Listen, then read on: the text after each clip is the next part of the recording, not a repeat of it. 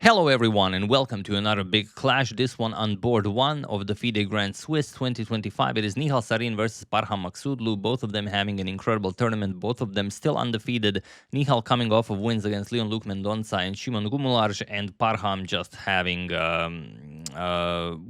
the toughest opponents. He defeated Arjan Chopra, then David Anton, then Alireza Firuja, then in round 4 a draw against Nodirbek Abdusattorov, then a win against Richard Rapport, and then a draw against Arjun Erigaisi in round 6. Now he faces Nihal.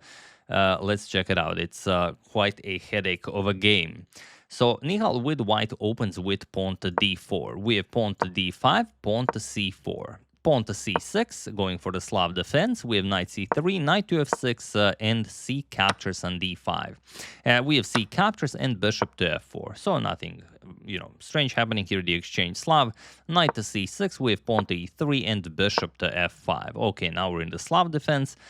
Knight to f3 and pawn to e6, queen to b3. This is the third or fourth most popular line. Sometimes the bishop to e3 is played, sometimes the bishop to b5, sometimes the knight comes to e5 right away. Queen b3, putting pressure on the b7 pawn, and this is most often met with bishop to b4. Okay, we have knight e5 and queen to b6. And now the most common is to just trade here. Captures, captures, and you go bishop to e2, and then you castle. But here we have pawn to f3, so controlling the knight on f6, and maybe with ideas of e4 sometimes in the future. We have castles kingside, and only now knight captures on c6. We have b captures on c6, and king to f2. We have knight to d7 and now knight to a4, attacking the queen, and queen comes to a5. If you play a move like queen to b5, you could already have serious problems with a move like bishop to d6, as the queen on b7 is undefended, so you can't really capture, and now you're just going to have to give up the exchange. So that's why queen to a5 here, and we have bishop to c7. It's offering a trade of bishops. You could also go for something like g4, h4, h5, also not unthinkable. But okay, bishop to c7 by Nihal. We have queen captures on c7, queen captures on b4, and now the immediate pawn to e5. There's a king on f2, so of course Parham wants to open up the position. Rook to c1, as the queen is on c7, so makes sense. We have rook f to e8 and bishop to e2, preparing to bring the other rook into the game and maybe castle artificially. We have rook to e6, d captures on e5, and now rook a to e8. Sort of allowing Nihal to play f4 and defend the e5 pawn, but that would give a lot of squares to the dark square bishop, and also you can just challenge it with f6, so it's really not helping out that much. So queen to f4 by Nihal, and now again everyone thought, okay, now Parham just captures on e5, but no, he just moves the bishop to g6. It's almost impossible to guess what move Parham will play, because he just plays he's like an engine. He says, okay, those are my candidate moves, I can play these four, and he realizes that all of them are fine, then he just plays move number 4. So rook h to d1. Okay, now with some ideas maybe of captures on d5, but here we have knight captures on e5. And while rook captures on d5 could be possible, it's not as great as you might think. Then pawn to h5 comes with the idea of knight to g4 with check, and then you trade on f4, and then you capture on e2. Only move for white would be queen g5, and you have to find quite a lot here. Knight to g4 check, f captures, rook captures on e3, and good luck surviving this. The only move that holds is bishop to f1, and then okay, you go for e4, rook f4 check is coming, also captures on g4. So it is possible to play, but very, very difficult in a practical game.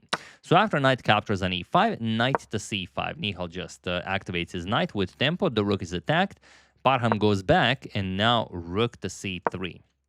Okay, you get another defender to the e3 pawn. We have pawn to h5. Now knight to g4 is definitely an idea in some lines, and rook to d4. We have pawn to a5. Can you go for a knight to g4 check now? If you play it now, then just f captures on g4. Nothing really happening here, as there's a rook on d4 now. That's why rook to d4 was played. So after captures, you don't have to open up the position by capturing with the pawn. So after this rook d4, pawn to a5, and pawn to a4. We have queen to a7, putting pressure on the knight here. Pawn to h3 and queen to b6. Now going after the b2 pawn, and quickly rook to d2. And look at the situation on the clock. It's only move 26, so they have to make 14 more moves to reach time control, and they're down below 10 minutes. We have queen to a7. Now Parham down to 6 minutes on the clock. queen d4 and rook to b8. We have knight to e6 now, offering to trade queens, but really just offering to trade knights. And Parham says, nope, just queen to b7. And okay, now you can play definitely queen captures, rook captures, but this looks like maybe you've allowed a bit too much for black. Now the e file opened up, the rook can be shifted back to e8, and that e3 pawn will be a little weak. So after queen b7, we have knight back to f4, and now rook b back to e8. We have pawn to b3, and now pawn to h4. Look at the situation on the clock. 2 minutes and below 2 minutes for Parham. We have queen to c5 and queen to b8. We have queen captures on a5 and now just knight to d7. And this is a very, very peculiar way of playing, as you really have to, be able to play like this. Parham just says, all right, I've given up a pawn, but you don't have a move. And I've taken away the c5 square, so you can't even bring the queen back to c5. I guess the idea behind it was if pawn to b4, then you put a knight on b6, and then b5 can be met with c5, and you're okay. Now, rook captures, of course, is met with rook captures on e3, and those are two scary pawns. But okay, after knight e7, Nihal says, I'm not afraid of you. Rook captures on c6. He allows rook captures on e3. That's exactly what Parham plays, and now the position is incredibly critical here. There is a game that Nihal can play that sort of makes his position winning, but it's not the first move you think of. What would you play here? It's a really, really difficult position. Well, I give you a couple of seconds even.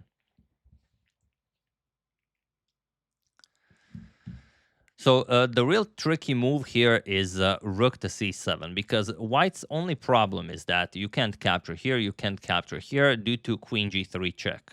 And that's why rook to c7 should be played. It's, again, not the first move that comes to mind, and it's so difficult for black to even try to survive this. You have to play queen to d8, sort of now preventing the rook from c7 to move. Knight captures on d5, now queen g5 going after the g3 square, and now you play rook c3. So incredibly difficult moves for both white and black. This sort of for white to remain having the advantage. And now after queen g3 check, king to f1, you have nothing here. It's just a much better position for white. There are no threats for black, and you will start pushing your pawns and win the game easily.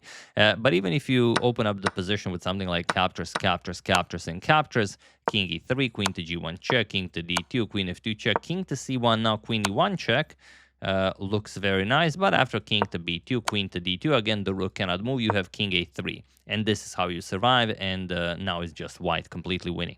So it was in the position, but you still have to make 7 more moves to reach time control. Of course, Nihal will not look for something if he doesn't know it's there.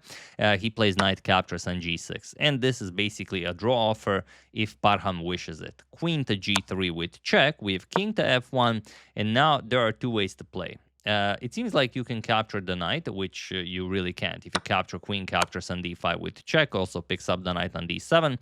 But what you can do is this rook captures on f3 move. And now, of course, the bishop cannot capture due to rook e1 checkmate, so you would have to capture with the g-pawn. And now comes queen h3 check, king to e1, and now you start checking. Queen h1 with check, king f2, queen to h2 check, and so on. Of course, e3 is off limits, and it would be a perpetual and a draw by 3-fold repetition.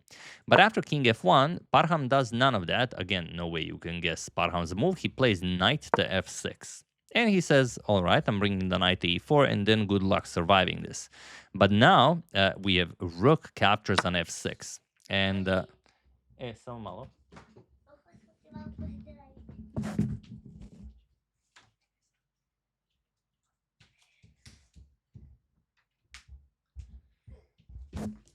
Sorry about that. So rook captures on f6 and g captures on f6. We have knight captures on h4, and now rook captures on b3, and now Parham is dead lost here. Nihal is completely winning. Feel free to pause the video while I give you a couple of seconds. Sorry about that.